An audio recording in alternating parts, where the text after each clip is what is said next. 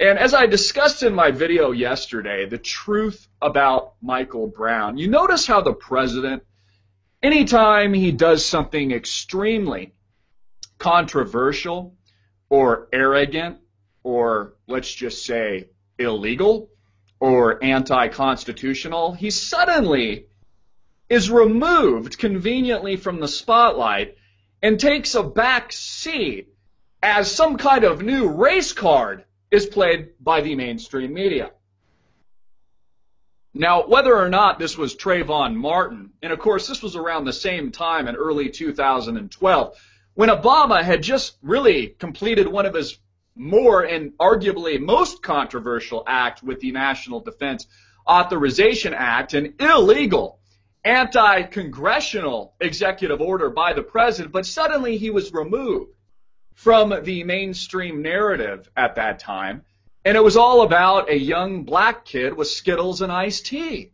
All of a sudden, by the way, George Zimmerman was acquitted, which I find amazing that he was even able to get a fair trial, considering Obama likened himself to a young Trayvon Martin, essentially incriminating George Zimmerman, which is totally anti-constitutional in and of itself, before he could actually get a fair trial, because again, any juror or potential juror that heard the president utter those words would think that George Zimmerman was already guilty.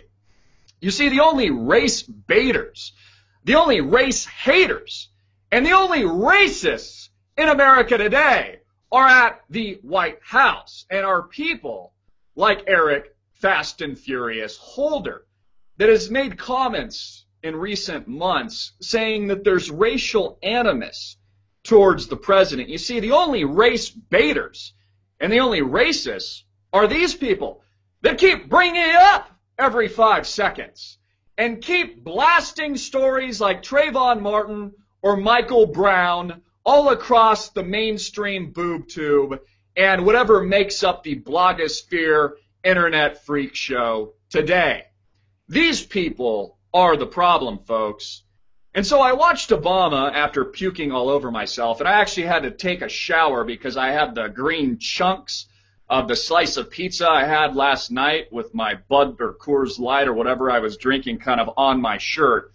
Left a stain. I had to put a new white clean shirt on that was bleached, so I was thankful to actually have a clean shirt. But I watched the president incredibly poised talk about some fantasy land mountaintop as the reason for the re-attack of Iraq, and then the brief utterance of Michael Brown. And of course, I giggled like a little girl. It cracks me up, America. I find it to be excellent entertainment. Now, I do have to give the president just a little inkling of credit. I'll give him an inch, because at this time, at least, he didn't compare himself to Michael Brown. He actually didn't incriminate the police officer that, by the way, we don't even know if he's white yet, even though they're making it a black versus white hate crime issue. Same thing they did with Trayvon Martin. Even though George Zimmerman's actually Latino, he's not even Caucasian. But you see, the mainstream media creates the narrative, folks. So if they want to turn George Zimmerman into a white Caucasian male, they can certainly do it, even though the actual facts are the exact opposite. And the same thing's happening now with this tragic incident. And I'm not taking away from the tragedy, and certainly it should be investigated to the full extent of the law. But, let's let the law actually carry itself out.